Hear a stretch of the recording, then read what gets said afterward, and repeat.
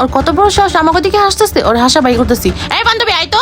যাই হোক মামা, বুঝছস? রে ছোট লোকের বাচ্চা, তুই আমাকে দিকে হাসলি কেন? তোমার দিকে হাসমু মানে তোমার দিকে হাসমু কে? আমরা গল্প করতেছি, আমাগো বিষয় নিয়ে আমরা হাসতাছি। তোকে বিষয় নিয়ে হাসছিস মানে? তোর তো আমাকে দিকে হাসলি। আরে না আপু, তুমি ভুল বুঝতেছো। আমরা তোমার দিকে হাসি না, আমরা নিজেদের ব্যাপার নিয়ে হাসাহাসি করতেছি। অযথাই তুমি আমাদের সাথে চিল্লাচিল্লি করতেছো। এই ছোট লোকের বাচ্চা চুপ থাক। তোরা যে আমাকে দিকে হাসছিস এটা আমি বুঝতে পারছি। আর তোকে দেখলেই বোঝা যায় তোরা মেয়ে টিচিং করস। আরে আপনি তখন থেকে আমাদের অপমান করতেছেন মানে? আপনি যদি মনে করেন আপনারা দেখে আমরা হাসি তাহলে তাই যান। ও আচ্ছা তাই না? তুই এটা কইছিস না তুই ক্যাম্পাসে কেমনে থাকছিস এটা আমি দেখালাম। এখানে থাকিস তুই, ঠিক আছে? এই বান্ধবী আয়।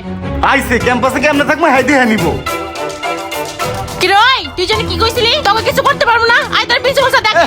আইছে প্রিন্সিপাল স্যার ডাকে। এই প্রিন্সিপাল স্যার ডাকলে কি আমরা কি কোনো অন্যায় করছি? আমরা কি ভয় পাই? চলো প্রিন্সিপাল স্যারের কাছে চলো চলো।